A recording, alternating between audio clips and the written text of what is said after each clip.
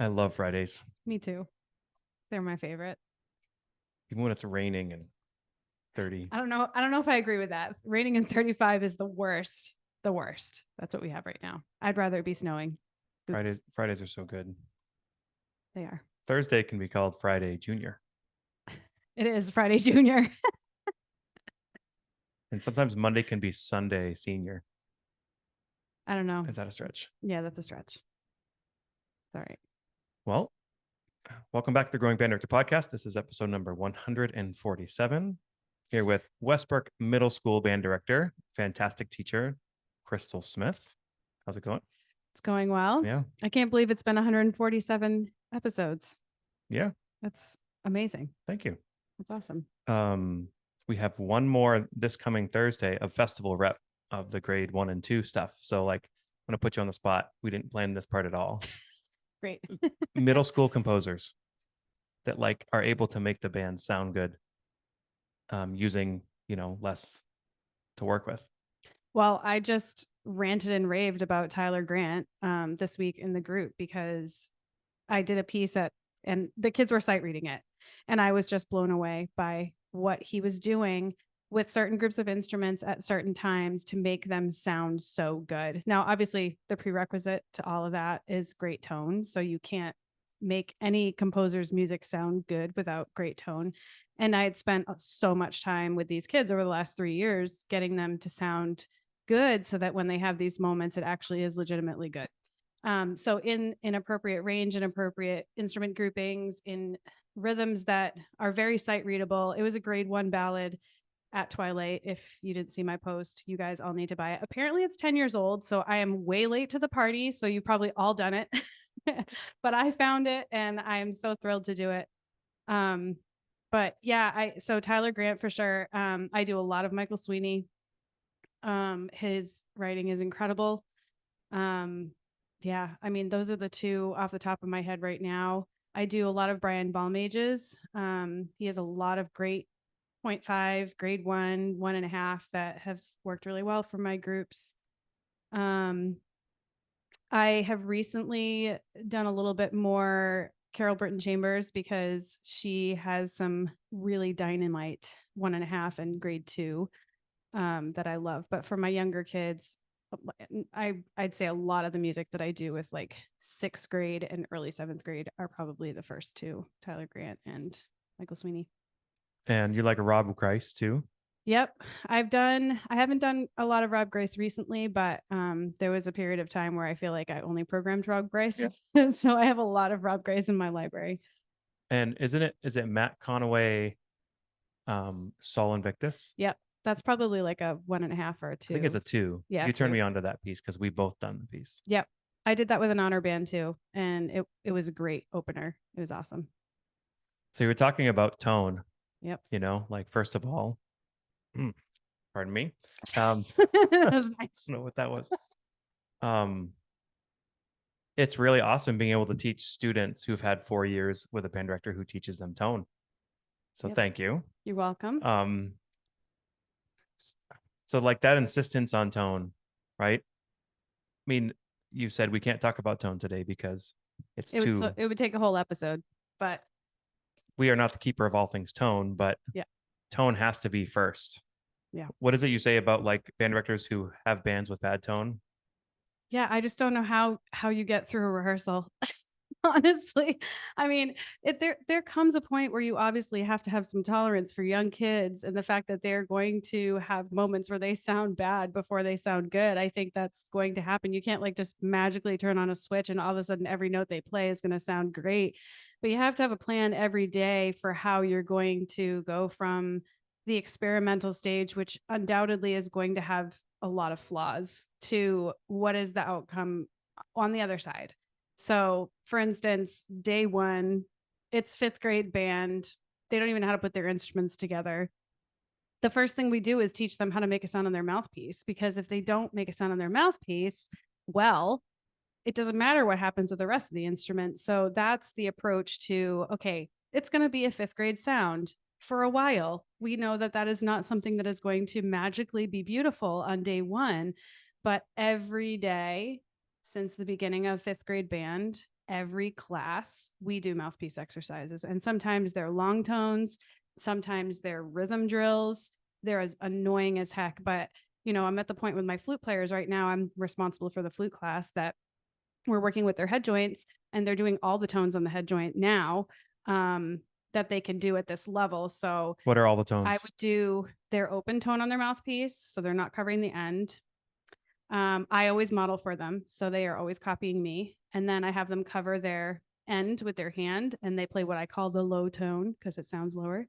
And then they keep their hand covered on the end, and then they play the higher tone. Now, for where my students are at, that is plenty, because there are some kids that are really struggling still to be able to reach the higher tone with their hand covering on the end. But we have exercises we do all the time, and I show them different ways that they can blow the air. Some people have done like the hand in front of the face and like direct the airstream down to the bottom of your palm, towards the middle, up towards your fingertips, so you can change where that air is. And usually that's enough to help kids get a start. Mirrors help so that they can see what's going on with their face. But I think probably in the next month, all of them will be able to do all of them, which is great. So I've heard you say a lot of times that that placement of air is what you need to do for flute. So like, what is the wrong way to teach higher on flute? Blow harder. Right. That's going to create a sharp flute sound. That's gross. You do have to have a lot of air. There's no doubt about that. If their air is slow, you have to fix that first. But just saying blow harder is usually not going to be super effective. There also is a device. We don't use them, but I know No, people who yeah. use them. It's called the Numo Pro. Yeah. How do you spell that? Is it PN? Yep. PNEUMO or something like that. Yeah. I've seen, I know they use it at Cape Elizabeth, which is a neighboring school. It's a Carolyn Nussbaum company that does that. People can probably buy them. And it's like a bunch of little fans, right? And you blow different color fans, and it helps you move the air up and down. Yep, definitely. There's a lot of tools out there. I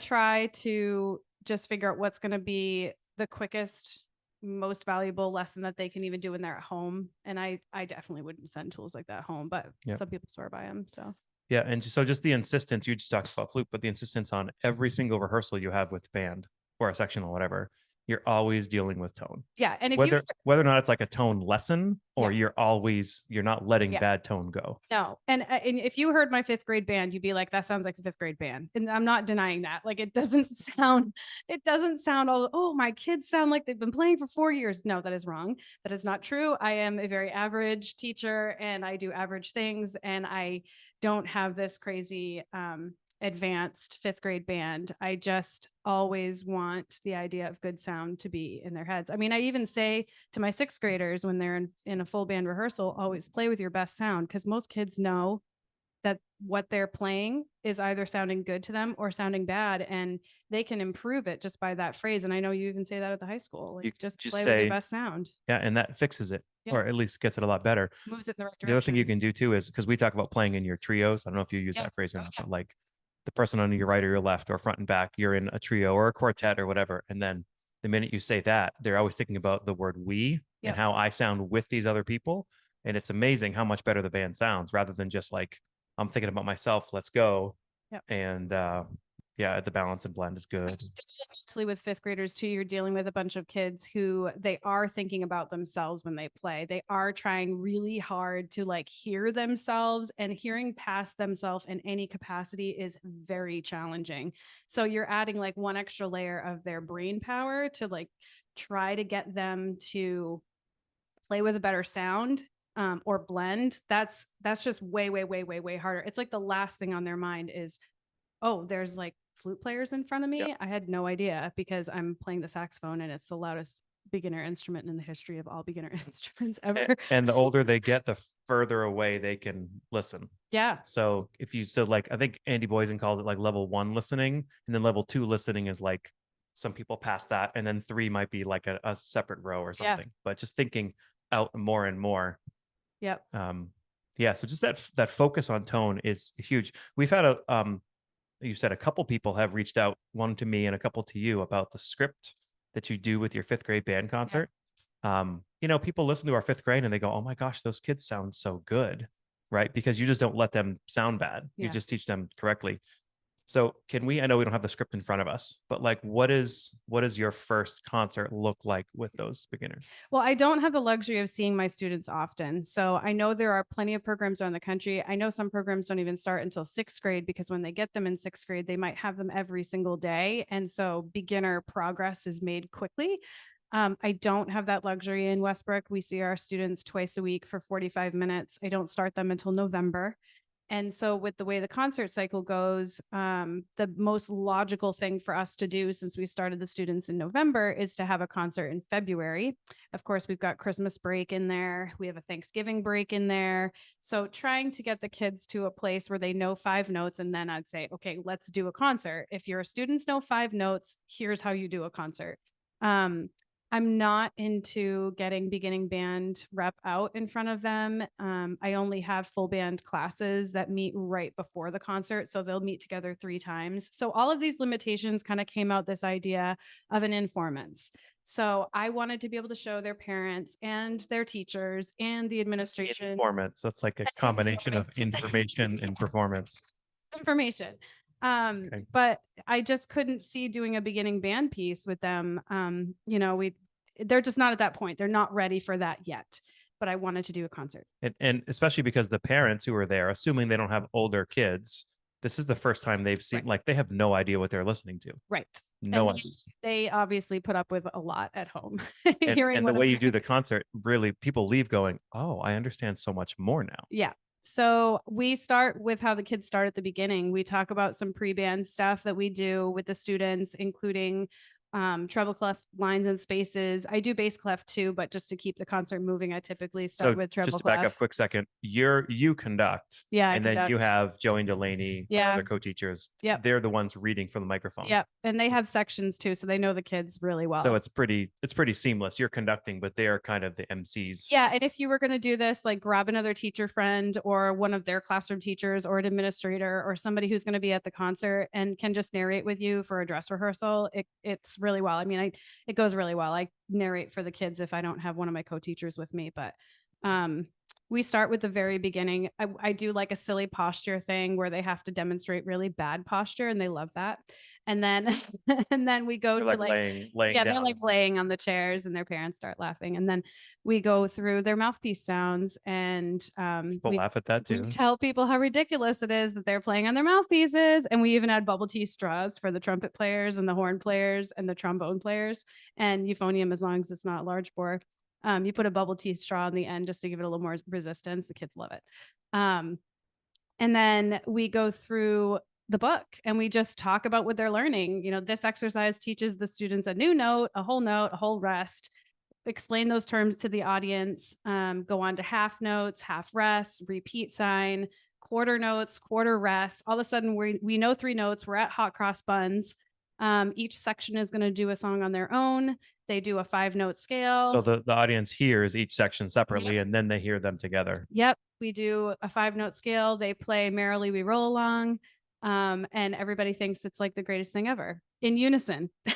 It's because they're not ready to do anything else. Like there's a couple of duets in our book that I probably could divide the band in half, but the other thing is that I'm not really at the point where they sound great yet for duet purposes. Like we're working really hard in unison and I like to get that sound really secure, trumpets on the right partials, trombones on the right partials before we get into duet land and they start hearing other things and they wonder if they're wrong or not. So that'll come next. Yeah. And that process is like 15 minutes. Yeah. Right. I mean, it's as long as playing like Yeah. six beginning pieces or something. Yeah. So yeah, it's very entertaining and the parents understand what goes into those first 25 to 28 exercises in the book a lot more than if you were just like, this piece correlates with exercise number 25 in your method book. And if you do that, that's great. I just do not have the schedule or the capacity in my routine with the students to pull off something like that. And I forgot what I was going to say, but they leave the concert feeling good because they know they sounded good for them and their parents loved it. Yep. Right. I mean, so like the parents know their kids so well, right? And then you put them on the stage and their parents know they just started and all of a sudden they hear the band sounds really good. The parents think, you're as a teacher like a miracle worker, Yeah. right? And And like you walk on water. yeah, we're just doing exercises from Yeah. the method book. So then for your next concert is when you would get a couple pieces together that are band repertoire. Yeah, so we have two pieces that we do for our last concert. I've done it for the last couple years, and I think the kids have now coined it as it's like a rite of passage for them. Mm. So we do Rock This Band by Robert Sheldon, and it is correlated in our book to exercise number 50. So there's like 3 lines of the piece that are in the book. I use Sound Innovations, by the way, and I've gone through a few different method books to try to figure out what is going to settle for my schedule and for the students that I have in front of me.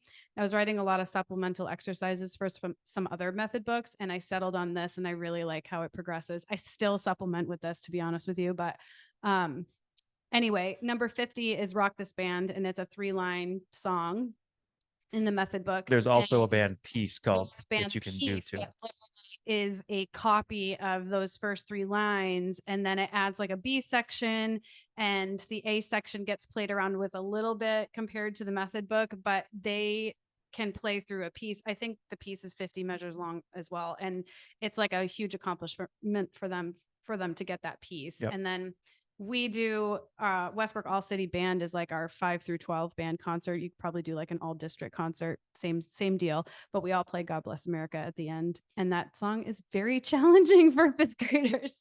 So those are the 2 pieces that they'll do at the end of the year, and then when I start 6th grade with them, we'll be ready for a grade half, and that's what we'll do. But but God Bless America we did a long time ago. Like Phil Rich did that arrangement. Oh yeah. But we just decided to we do it in E flat, and we decided to make all the 5th graders play the melody only. So Melody only, A yep. they're learning the melody, and Yep. B, it's in unison. So Yep. when they play with the 6, 7, and 8 and the high school kids, they hear all the other parts, but they're just playing the melody. And it's highly modified too, because the students have only seen concert A flat in the context of having the flat next to the note, or for those playing A flat and B flat.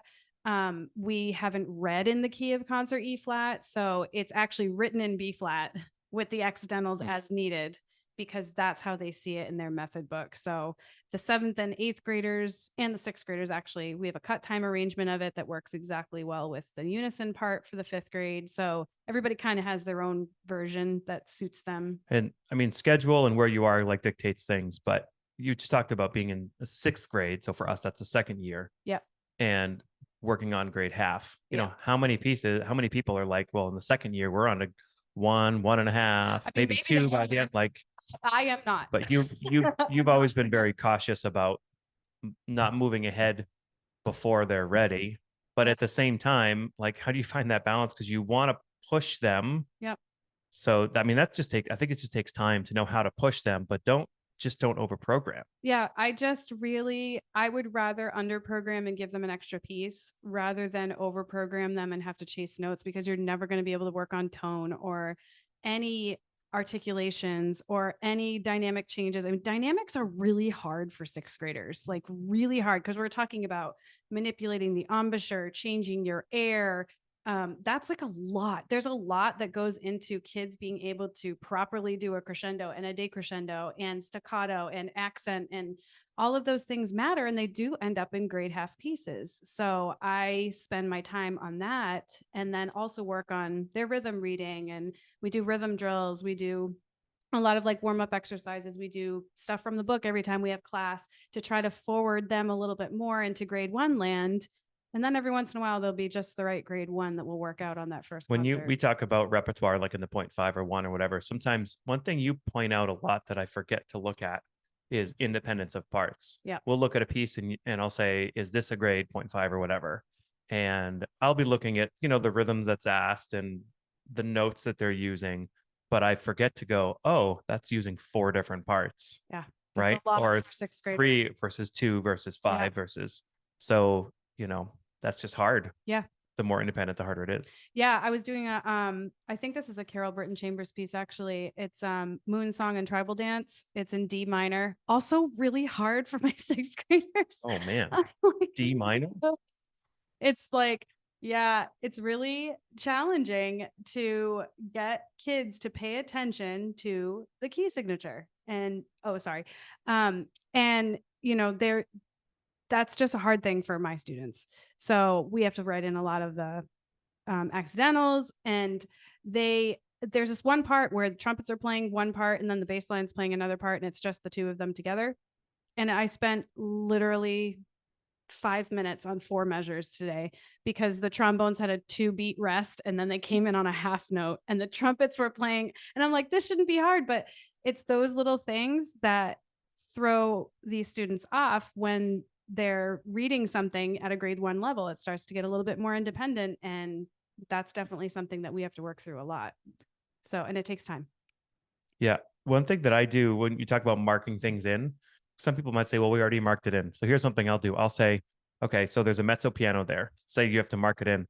I'll tell the kids, start circling and continue to circle until I tell you to stop. Oh, So they just keep circling. Or, okay, now take that circle and now put a box around it and continue to box it until, right? Or trace it and continue to trace it until I tell you to stop. I mean, that it's just silly ways to like reinforce that part. Yep. I need to do that a lot too. So we are coming up to festival season. You are taking 8th grade to festival. I'm taking our 2 bands to festival. So we wanted to talk about what we're going to play for rep in that, and what our approach is and things like that. So, so I know some people don't go to festivals, and obviously everybody has different situations. So as a middle school teacher, you've had years where you haven't gone and years where you have gone, and you can't take all of your bands. You just kind of select what you want to take. For me, just getting my kids out of the city limits, playing in front on a stage they've never been on, going to a room where somebody else talks to them for 20 minutes and works with them. It's just so valuable. Just getting on the bus is like half of it. They see outside of their own town limits. And yeah, some of our kids are in the after school group, so they're used to traveling every weekend and all that. But it's just a really big deal. And especially when you come home and say you get a medal or a rating, and you can always play that to be super positive, whatever rating you got. And I think it's just good for the whole program. Yeah, I know every director can relate to this, but so you have a guest in your class and they come in and they work with your band and you're they say petrified they're gonna make you look bad, or but something. they say something to your students, and your band director said that to you before, right? And the kids are like bug-eyed, and you're thinking like, yeah, I did. I said that to you like 5 times, but somebody else is saying it, so it holds more meaning. This is the number one reason why I go to festival. I cannot wait for somebody else to tell my band something that I told them. It's validating. It actually says to your students that you are telling them what is expected of them everywhere, not just in your band room. So the second that I registered for our concert band festival, I went on the festival website and I looked for the adjudication forms, because I share with my students what the judges are going to be writing on. So they're going to look at all the categories, and we're going to talk about things like intonation and musicality and articulation and all of the things that show up on this form that maybe the kids haven't realized. Well, we're talking about this, but it's called this on this adjudication form. This is professional music language that's being And used. they're going to judge you, so we have to do it. And, I mean, I'm sorry, we have to. That's just like, and then they can also self-evaluate too. So, I'm getting into this with them now because we're getting to the point where we're running much larger sections of the piece. And when you do that, especially with my students, they tend to lose focus. It becomes autopilot. Like, I've already done this 5 times, and so I know I can do it for the 6th time or the 7th time, and they lose focus. But if you say to them, like, we're working on this part of the sheet right now, it really, really motivates them in that moment. Now, not every kid. You're going to have your kid in the back row. Sorry, back row people, it just happens. I'm like thinking of this kid in the back row right now, who is not motivated, and he's going because he's part of this class, but for no other reason. He really could care less what score we get. There's all these other kids around him that care, that are going to kind of push him, hold him accountable, and hold him accountable, because they don't want that to be a score that they don't do well on either. And when you have somebody in front of your band, they might even say something you haven't thought about, and you're like, yeah, wow, so that was professional development. Like, you're not going to, who's going to come observe you? Who tells you how to teach better ever in your school? Right. Like, if you have that, then you're super blessed and lucky. So, this is like, it's either validation of, yes, my band does sound really good, and these people who are also professionals agree with me, And then also here's some things that I've learned as we go, and finding time to maybe see a couple other bands while you're there Yep. is something we're not good at, but it's something we should be doing. Yep. So they can, whether or not the other band is spectacular or not, kids love seeing bands from other towns. Or like, I didn't even think that there was a band in that town, Yep. but they got to hear them. Yep. Super valuable. So what are you doing? You're bringing your 8th grade. What are you doing for rep? We are opening with American Declaration by Randall Standridge. This is a funny story. I actually did that piece. Well, I rehearsed that piece with them as 7th graders, and I did it for probably a month and then pulled it. It was not right for them. I thought it was. I really studied the piece hard, and it has a ton of percussion, and I'm very, very fortunate to have a strong percussion section in that band. And for 5 more months. For 5 more months. Thank you very much. You're welcome. And it wasn't right. There was just a couple sections that we were rehearsing really hard. We were pushing it, and it just didn't work. So I pulled the piece and I swapped it with something else that was much better. And I brought it out this year, and the kids were like, "Oh, we're going to do this." And I was like, "Yeah, you're ready now." And it's going much better. There's a lot more things. It was literally just brain power and concepts that they knew, but couldn't quite apply. And that's why I had to pull the And there's piece. quotes from all these Americana type of So things, creative. but it might be like a 2 or 3 note quote and it's gone. Yeah, it's really cool. Like 2 measures and then it disappears. And there's some simple gifts I think in there too. It's like it's really hidden, but yeah, it's a piece that that they are connecting really well with this year. So we're going to open with that. Byzantine Dances, Carol Burton Chambers. That's your 3rd tune, right? That'll be your closer. Nope, that won't be my closer. Okay. This is what I think I'm doing. American Declaration, Byzantine Dances. That song plays itself. The kids love it. Not that it's easy, but I know what you mean by that. It just, once it starts and they get it and they start to learn the rhythms, they can't stop playing it. Yep. So it just keeps going. And we're getting really into the drama of the middle section, which has been so cool. I have a fantastic alto saxophone player, and she's going to play the solo with that. They're snapping with their hands up. Yes. And they're face out. Yes. Yeah. Snapping with their hands up this way, face out. And then the clapping too, clapping overhead. The clapping is now the hardest part, by the way. Why kids? I like, I'm going to have the metronome on so painfully loud that they have to subdivide. They have to can subdivide. Yeah. So, Bonsai Tree by Julie Giroux. Also great percussion section. I would not do this piece unless you have 5 kids who can play mallet parts, because it's lovely if you do. Not worth doing if you don't have kids who can like solidly get through those. And it's on a Japanese melody, isn't it? Yeah, it's really beautiful. There's some 16th note things in the flute part and clarinet that's a little bit exposed, but it's not unmanageable. It's a grade 2 and it's slow. And then Squirrel Chase, Carol Burton Chambers again. That is like a gallop, and it's very fun. And we are working so hard on articulation on that piece because it's dotted 8th, 16th, and kids will slur the 16th into the next 8th note every single time. So we're doing every technique under the sun to get them to do that correctly. So I see. So you're doing 4 pieces, which is why you did that. Yeah. I think I'm going to put Byzantine second. Yeah. Well, it's cool. Like you just said, Squirrel Chase, and you started talking about articulation right away. Isn't that cool that you can say, okay, this is the piece I want to do, and this is what I want to use on it. Like maybe this piece might be for dynamics, or this might, like every piece is for tone, but this piece might be for articulation. Yeah, that piece, absolutely. You can't do it if you're not like super crisp, because there's play on where that 16th note lands. If you listen to it, you'll understand what I mean. But there's like a 8th note baseline part, and then the dotted 8th, 16th in the melody. And so when those 2 things are happening at the same time, it's really interesting. But if the kids slur from the 16th to the 8th, it's lost. Yeah. So yeah, hyper focused on Have you had them? What's the tempo of that piece? It can be up to like 152. So if it's slow enough, you can even have them accent the 16th note. Yeah. Ta ta ta ta ta ta, and it kind of makes it speak. Yeah. But it has to be slow enough. But yeah. Yep. We're not there yet. We're not at 152 yet. So at high school, so you started that music kind of after your winter stuff. So right, beginning of this month, end of December. Yeah, but pass it all out at once. Yeah.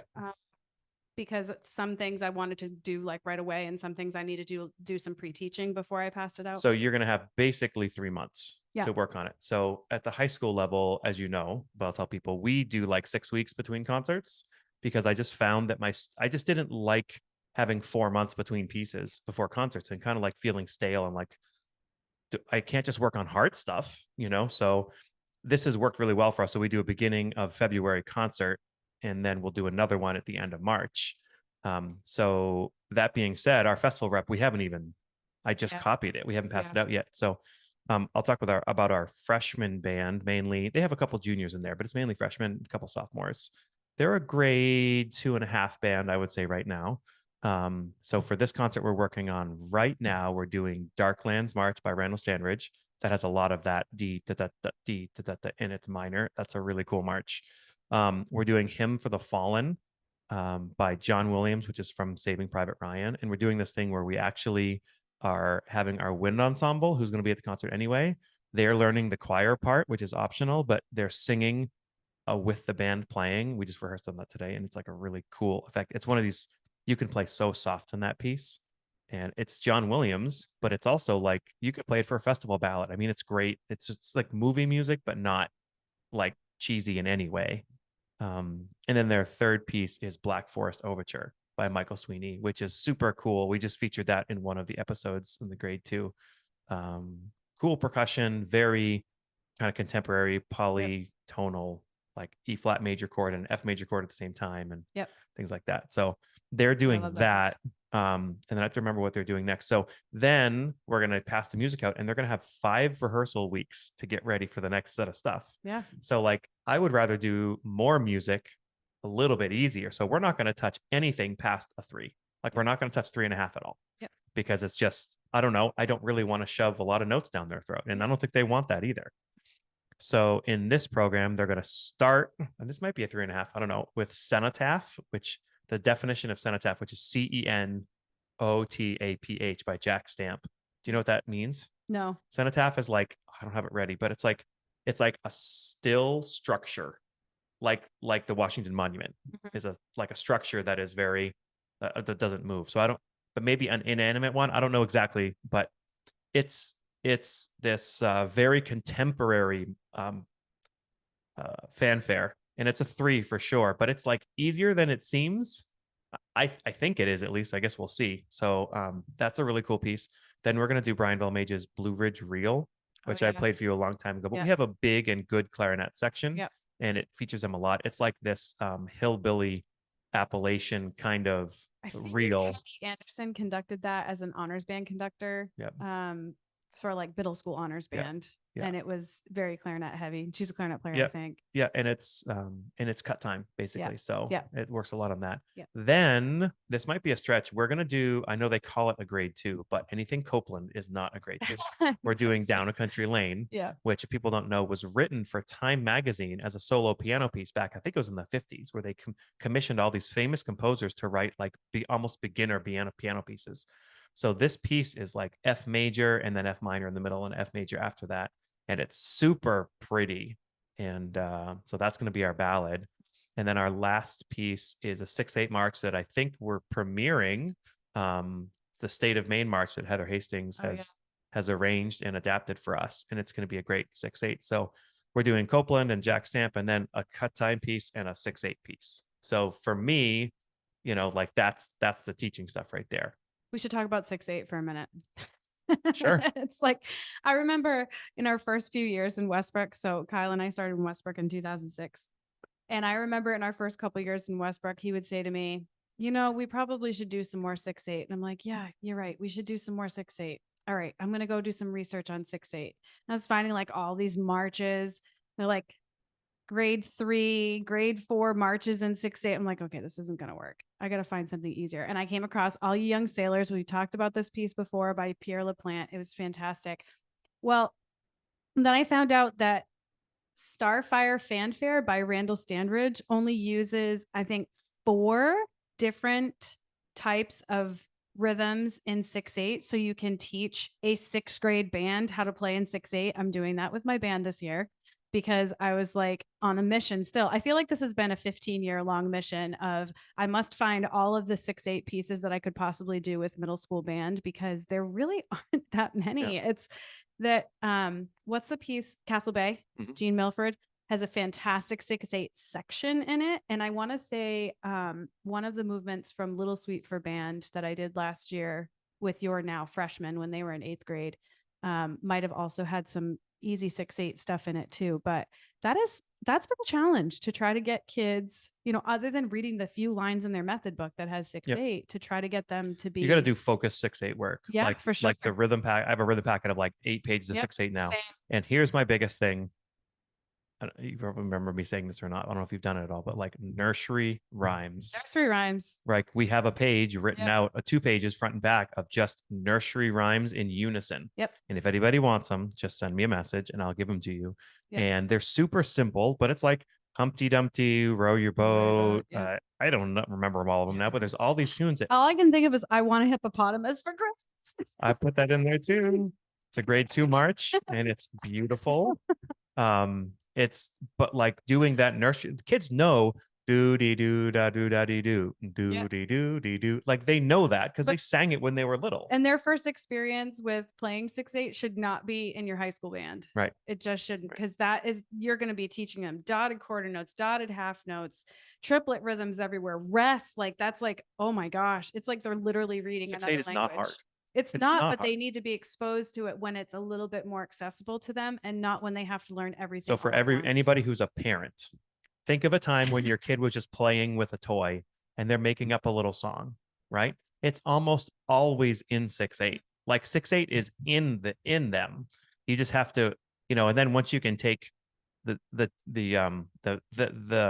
melodies they learn and then put them into rhythms, and it's super easy, especially because there's only so many rhythms especially in fast 6/8. Yeah.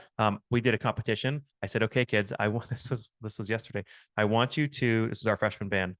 I want you to just whisper count or say the rhythm for row, row, row your boat. And I'm going to write it down on the board and I'm going to finish at the same time you do. They beat me by like a measure, but they saw me like write it down and do it. And then, so that was just an introductory to 6/8. So yeah.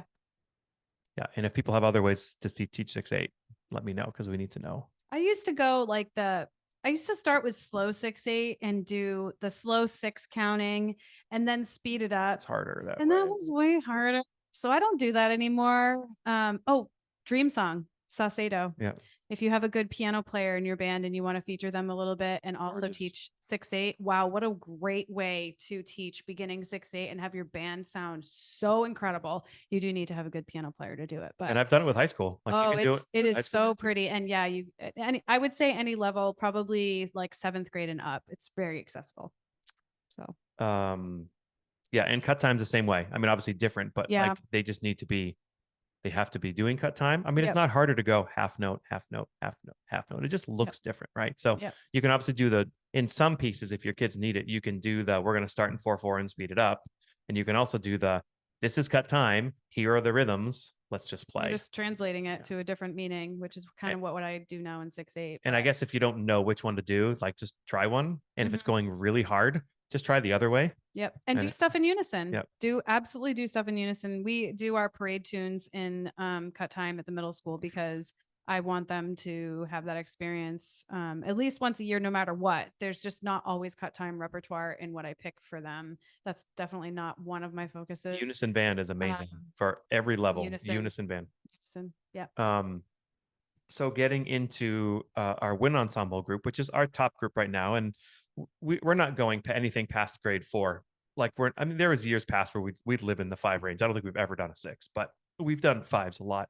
And right now, again, we're just doing more rep for them. So again, for the concert that they've only had 5 weeks to prepare, they are doing the Big Cage March by Carl King, which is a circus gallop. Yeah. It's like 200 beats a minute or great. whatever. If you have a good low section, it comes together pretty well. And then this piece called Waltz, and I've never pronounced this guy's name. I'm not even going to try. Okay. He's a Finnish composer, and it's called I don't even know. How do you spell it? I'd have to look it up. Oh. Like, I don't even know. I don't even know. Hold on. I'll look it up. Okay. So first name is Ilari, Ilari. last name. How do you think you pronounce that? I think it's Hylkila. Let's go Hilkila. But if you put in, yeah, so it's on Pepper too. His music is very cinematic. It's very like kind of movie sounding. How did you find it? I don't know. Just Just listening to music. doing some time on And Pepper. I was hurt. I'm like, it's so in it. To be honest, on our read through, the kid sounded great. But But how did you find it? I don't I want to know. know. He's got pieces out there. I don't remember how I found it. Because you went on Pepper and you were looking at. I think I might have Concert seen Band. his name on something and kind of go, oh, I wonder what he has for music. So did you type in his name in the search bar? Probably. I don't remember. No, it is like I don't remember how I came across it, but I think I might have heard of one of his pieces and says, we can't play that. I wonder, but I like what it sounds like. I wonder if there's anything else. And I came across this. So it has a couple little funky rhythms, but it's a super gorgeous waltz. It's like this Viennese waltz is what it sounds like. And the kids just love it because they sound good. It's just pretty. Yeah. And you're doing expression from the very, but you don't have to talk. How great is it to play music? You don't have to talk about a rhythm. Yeah, that's why I was flipping out about it at Twilight. Yeah. That it's literally why, because you just don't, as middle school teachers, I think we're always so hyper focused on all the things that we want to do to help our students improve. And it's really hard for me sometimes just to stop and sit back and realize I can actually make music with these kids for a minute. I forget that. Yeah. And it happened in that moment. And I wasn't the only one in the room that felt it, which was, you know what I'll say sometimes? Unusual. If they're coming in the room, and I'll say something like, I can't wait for the music we're going to play today. Now, they might be bonkers right now, but I'll promote this like, we're going to make such great music. This is going to be amazing. And it's like, it's so much better. Either that's because of my mindset or because they actually go, oh, we can make great music. The cool part about this moment that I had is that it totally took me by surprise. I wasn't planning on it. Yep. I hadn't thought about it. I was not ready for it. I was like, we're gonna sight read, and next week they're gonna be brats. Yeah, next week it's probably gonna be a disaster and maybe very upset, but it was a moment. So we're doing Big Cage and then that waltz, and then we're doing Solas Ane by Samuel Haza, which is gorgeous Gaelic music. So and if you have a good percussion section and you're looking for a ballad in the middle of that, there's this jig, and it's super fun. Is there a flute solo at the beginning of that too? Piccolo. Solo. Well, it uses piccolo and then bass clarinet and oboe, but it's cued and flute, and then so we couldn't cover the oboe part, and I was trying to figure out how to make all this work. Vibes. Pretty fairly loud, and it especially with the pedal down, because the way Hazo writes, like it kind of chords go together, and anyway, it's worked for us. And then we're ending with Michelle Fernandez's new piece that won the CBDNA thing, of Endless Miles and Empty Rafts, which was played at Midwest with authentic Latin percussion. And it's been great. That's a great piece. People should check that out too. I love Michelle. Check out all her stuff. So we're doing that, but again, none of that is for festival. That's just for what we're doing in February 6th. And then I've gotten to a point, even with our younger kids, they're going to get their new music for the next concert a week before this concert. Yeah. So that as they're kind of finalizing the details, they've gotten their next level stuff to like, oh, here's stuff I have to dig into that I have no idea how to play. And then I can give them the expectation. When we sight read this in a week or 10 days, I'm expecting that you have worked on this to practice. Because sometimes they get to the end, they're like, what do I practice? I can play this music now. Yeah. So it's not all of them will, but that's what I tell myself. Might as well give them a head start. And then, so the Wind Ensemble, their 4 pieces for festival, at least this is my plan right now. They're going to start with American Salute, not the actual Morton Gould, because we can't play that right now. It's really hard. But the Douglas Wagner arrangement is fantastic. I don't even know if you even heard it, but it's so good. We're doing that. Why can I not remember our second piece? I just copied it today. I'm like drawing a blank. I'm gonna have to go out of order. All right. Second piece, third piece. I'm like not even thinking right now. What's the know your program? So the final piece, this is really, I never forget pieces. The final piece is Illumination by David Maslanka. And that's an amazing, I remember what we're doing. Okay. That's an amazing piece of music that we're going to put last, because our good friend Andy Boysen always says, put last what can't be followed by anything else. And that piece could be an opener or whatever, but like the end is so cool that just has to be the last thing that we play. So I'll back up. After American Salute, we're going to play on a hymn song of Philip Bliss. Try making a band sound good in D flat. It's not all about the notes and rhythms. It's about like the sonority of D flat. You know what's an amazing band key? D. Yeah. D sounds amazing. D flat sounds like hot garbage. So, but on a hymn song of Philip Bliss is obviously a simple tune, but if you get that sounding amazing, like I'm almost getting chills just like talking about getting it sounding amazing. So are 'cause you it's having such to a like tune. do chorales in D flat? I don't know. We haven't even started it yet. Oh, well, what have you done before? You've done the piece before. Yeah. Yeah, we'll do a lot. We'll do D flat work, but Okay. it's not about the key signature. Yeah, right. It's Of about course how not. dead of a sound it is. Yeah. It's just like imagine a D flat above the staff on flute and an E Yeah. flat second valve on trumpet. Yeah. I mean, it's awful. Yeah. It's like two of the worst notes on the instruments. You Yep. got to like live on a B flat on There saxophone, and must be a reason why he wrote it in that key. I don't know. You're probably Must right. be. Put it up a half step. It would sound really cool. And then so the third piece we're going to play is an older piece from the 90s called Krystles by Thomas Duffy, which is aleatoric and it's a tone poem. There's tons of cool percussion and it's totally wild. So Nice. that's a really cool piece. So that's what we're going to do. I also like going to festival with some stuff that maybe nobody else has heard or has played, just to kind of promote some other stuff. Sometimes it's new music, but like how much Maslanka gets played. I Not mean, a lot. for places that have really amazing band programs, they probably play a lot. Yeah. But for like in our corner of the country, there's not a lot that gets Yeah. played. Let alone like nobody's played Krystles. Yeah. You know, like you need a lion's roar. Yeah. Literally sounds like a roar. Like it's you have to put a hole in the head of a tom and then you pull up a rope through it and it makes it sound like Oh my gosh. yeah, you have to do a water gong where you like play the gong and then you play it as you dip it in a vat of water. And then I mean That's really fun to bring on stage. yeah, we have to work on that. Yeah. So that's awesome. but I always think about the vision and then we kind of go from Yeah. there. So you know, and then that's 4 pieces. And if we have to do only 3, like there's some flexibility in that. Or say we live in the Northeast, say there's 15 snow days. Yeah. Like we just prepared a concert. Yeah. Like we'll already have 4 pieces ready. We could do what we're doing right now. Yep. It's true. So I just think it's good for our kids. Agreed. So festivals. Yeah. Yeah. We haven't really talked about jazz a lot. Yeah, that was the last thing on our list. I think we should transition Yeah, to that so for sure. You were talking about how hard it is to teach rhythm section. Yeah. Like I mean, I honestly, find as a teacher, I teach like 75% rhythm section, and then I kind of dabble in the horn line. I don't know where or how this happened to me, but it just did. So I'm talking to all of you teachers out there who never played in a jazz band in high school and probably not even in college, because that's me.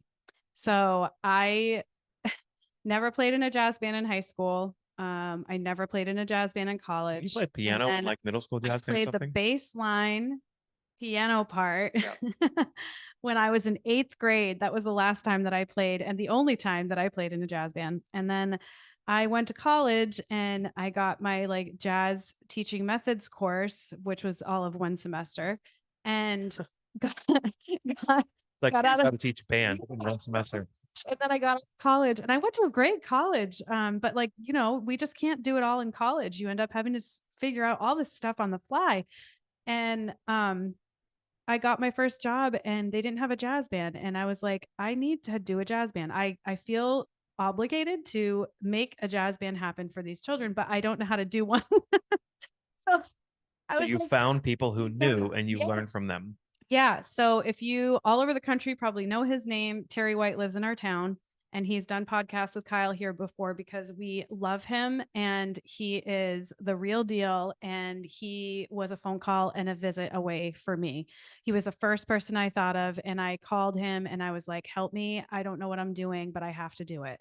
So he helped me pick out repertoire for my first concert. I have zero idea what I did. It was a long time ago. So quick plug, if you go back episodes for the Growing Band Director podcast, between episodes, I think it's like in the 105 to 115, we did 6 episodes of grade beginner jazz band up until grade 3 of great music. So if you're looking for stuff to do, go back. We talk about each piece and we put the score and sound and we listen to each piece.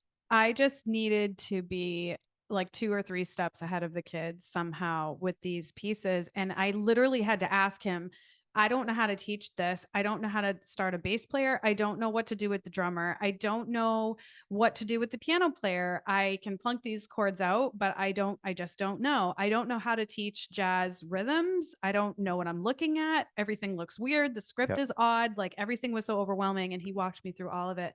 So you have to find your people. I know I'm offering Kyle services right now because he does it for me still to this day. Mhm. If you're in this situation, write him an email. He will literally help you start. And I know he would do that in a heartbeat. But there's people around you who can help you with this.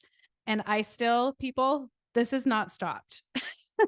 I am still having to ask questions about repertoire. I'm still having to figure out if this program is going to work. I have conversations with people all the time about this. There was a piece written for my band this year because of a conversation I was having with Michelle Fernandez about missing parts of this repertoire for my students, and I couldn't find the right piece that would fit them because they're not You were super looking for like an advanced. Afro-Cuban piece at the grade 1 level, I not needed 2 or one. 3. Yeah, I needed a grade 1. I wanted something that would be of the Latin jazz somewhere in there. I didn't know what it was going to be. And she was like, I think I should write you a mambo. And I was like, what? Because That's she said, yes, when you start to write a grade, you try to write a grade 1. By the time you finish, it's a grade 3, Yeah. right? She's like, you Yeah. add all the stuff. So she was going to make it. Yep. And it's being published. It's being published by Hal Leonard. It is really, really, really exciting. And It's it is actually called. it's on her website. If you go to Michelle Fernandez, I think it's Michelle with 1 L. It is called Rimo Krystle, Which is spelled RITMO. so like for us, like That's the word rhythm. we think of ritmo. That's kind of like what it looks like. Krystle, which is my name, but spelled the way that you would in Spanish. So it's Cristal. And then in parentheses, it's Me Main Mambo, because that was the original title of the Yep. piece. Yep. And the kids love it. And it's like, I swear it is the best like grade 1.5 Latin jazz piece that you will ever have. She has it all written out. I would be completely lost if I got some kunga part that I was going to have to teach the kids. And she actually made me a video of how to teach the kunga part. Can you? Yeah, you see, like, here's a drum set part that says / Latin. Like, oh my gosh, like, I have no idea what I'm doing. and even drum rolls will say like Latin doesn't mean anything. It's like saying food or music. Like it doesn't tell you anything. She tells you like what part of the drum to hit on at what beat. And oh my gosh, she's saved me from Latin jazz demise. You might have to get more of those. Oh man, it's so good. And I'm so happy that it's being published because everybody should get it. Yeah. So while we're talking about it, what are you doing for, okay, so sometimes I'll come home and I've learned after a lot of years, I'll say, I'll just give you an idea and I'll just leave it. I used to like push the idea. Now I'll just leave it. Yeah. And I'm happy because once in a while you do the idea and it's like, ooh, it's true. I contributed. Well, your ideas are usually better than my ideas. Well, but they're not always like, so this year was like October. And I said, you know what, when you start jazz band in November, you should play on the Christmas concert or the December concert, whatever it is. And I said, you should play something the kids are going to love and they get to perform within 5 or 6 weeks. Yep. So like it gives you some momentum of like, oh, we're playing like now. Yep. None of this, it's November. We haven't even hit Turkey Day and like you don't play till March. Yep. Like there's no urgency there. So yep. There's Nutcracker Swing by Mike Story, but the one I gave you was Sleigh Ride. Sleigh Ride by Mike Story. Yep. Again, these are grade 1 Alfred red cover. Yep. And they sounded amazing. I have also, I know I already mentioned this once, but welcome to where I teach rehearsal time problems. My group comes before school half an hour, 2 days a week. And so I needed to be able to put something together that I could teach them legit, like what they needed to learn, some basic concepts, but in the form of a piece that they were going to be doing at the first concert. So we had 6 weeks. Yep. 6 weeks, 12 rehearsals. 3 of them were snow days. Yeah, they sounded fantastic. And they were great. And to be honest, I had bought it already because I was going to use it with our top jazz ensemble at the high school because it was easy and it was a great thing to play for a holiday. Yeah. But then I knew it would be good for you. So then you did it like that level is just, it's just great. It's so good. And all of my charts are that level for the festival. So I'm doing centerpiece. That might be a story arrangement too.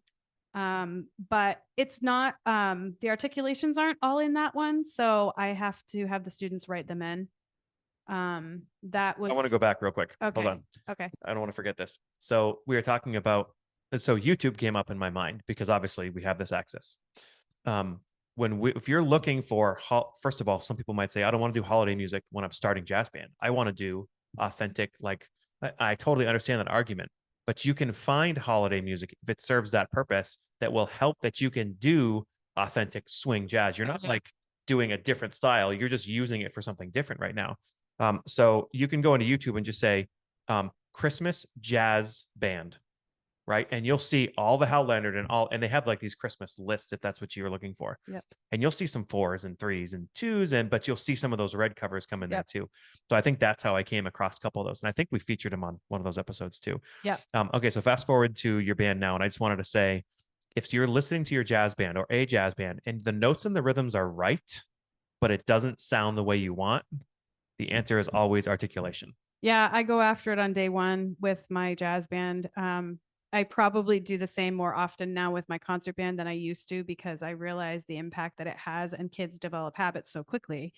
But I'm always going after it. Every rehearsal, I don't have a single half hour that I spend with those kids. We don't talk about articulation. You have dot, you have do dot, you have dit.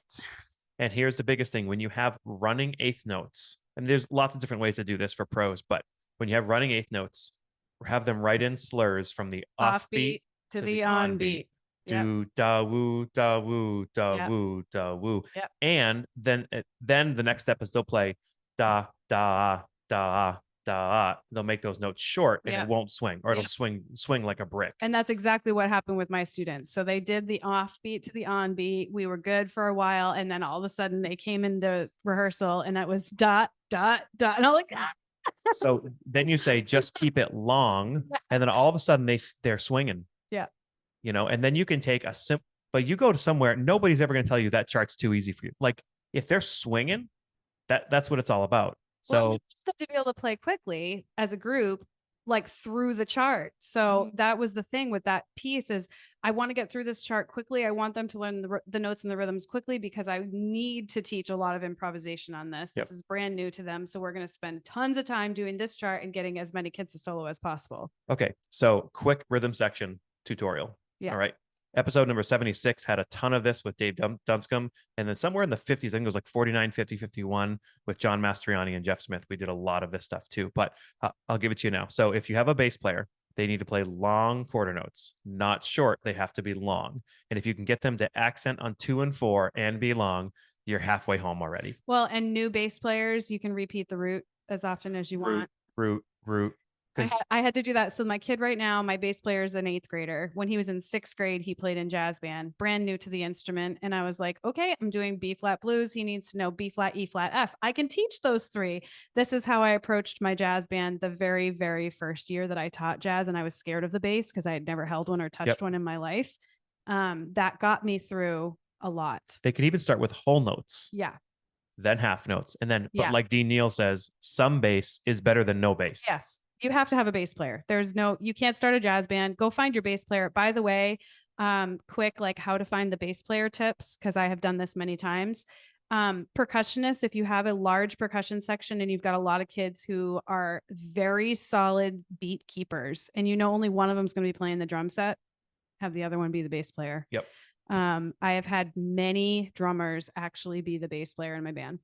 Other options would be very solid woodwind players who probably won't be playing a saxophone. Maybe they do play a saxophone in concert band, but you've got 10 saxophones and you just really are dying for a bass player and there's no percussion option. Or a type A flute player. Yep, type A flute players. We've had them play bass before too. That works really well. A double reed player. That's another one. Like double reed players, unless they're going to go find a saxophone, probably aren't going to be playing in your jazz band. You absolutely have to have a bass player. So I've done all 3 of those things to find the bass player. And I often will find the bass player first. That will be my first go find. And so the bass player always needs to be pulling on the strings with a hard accent.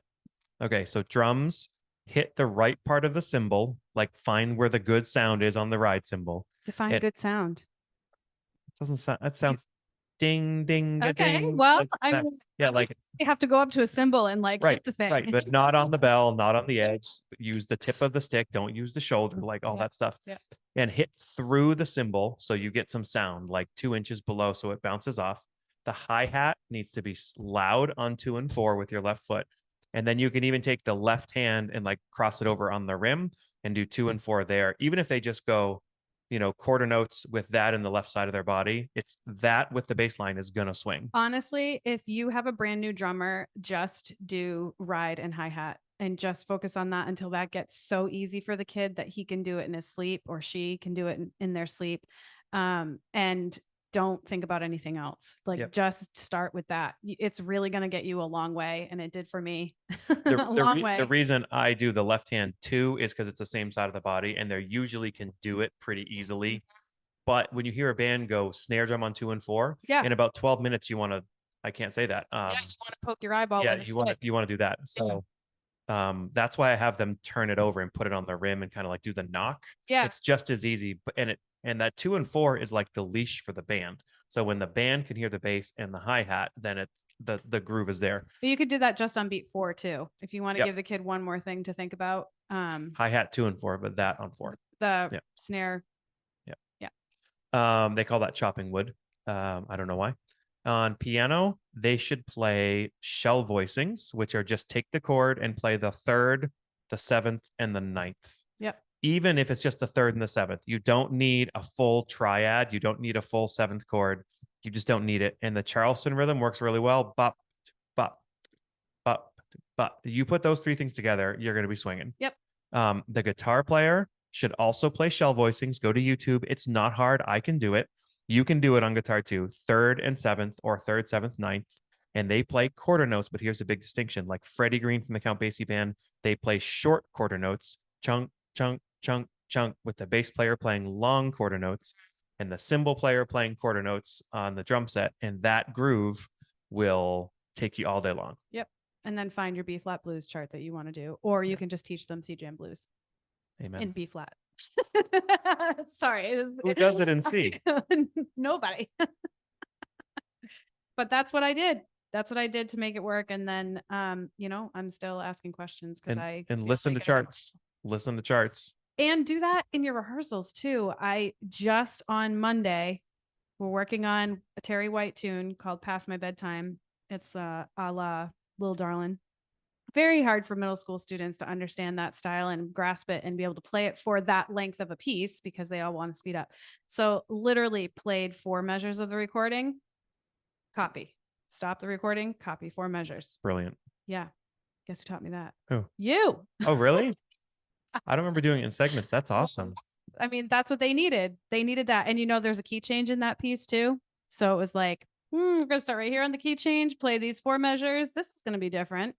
Yep. They picked up their wrong notes real quick. You can also have them play, if your speakers are loud enough, you can have them play with the recording. I also do that. Or like trumpets only play with the recording, because then they're like literally standing next to the pros.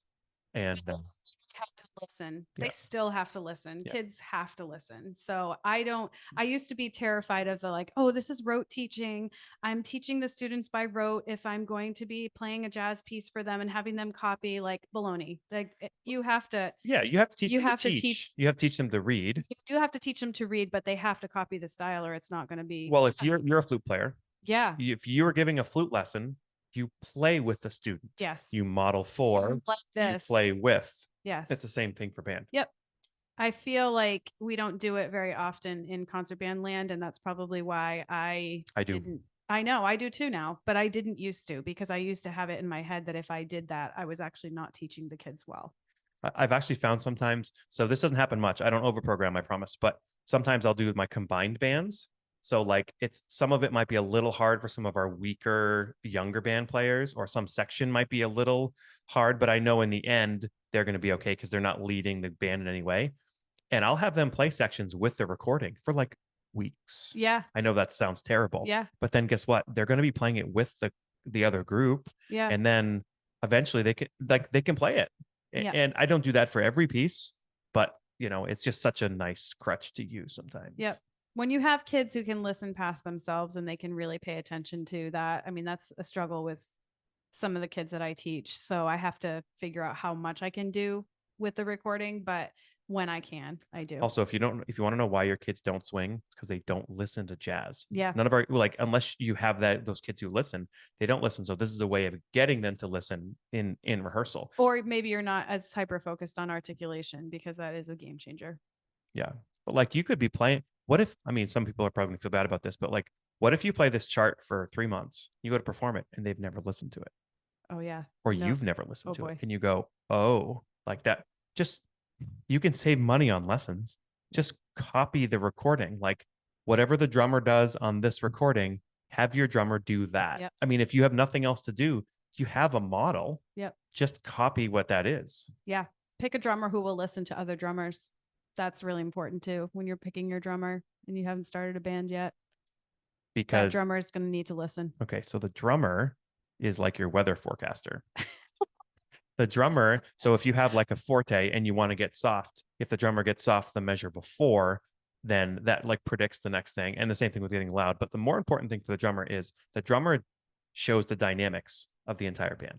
So if you want your band to be soft, get the drummer to play soft. Yeah. Don't get the band to play soft. And if you want the band to be kicking, get the drummer to play loud. Yeah. Because the band will naturally follow what the rhythm section is doing, especially the drummer. Yep. I think as wind players, we had mentioned this too earlier today, and myself included, I get scared of what to do with the rhythm section in rehearsal, or I am nervous that I'm not going to have enough to offer them, or that I'm not going to be listening to them enough. And one thing that I stopped doing, probably, actually, I really don't know. I stopped doing it a while ago, is I never stand in front of the band anymore.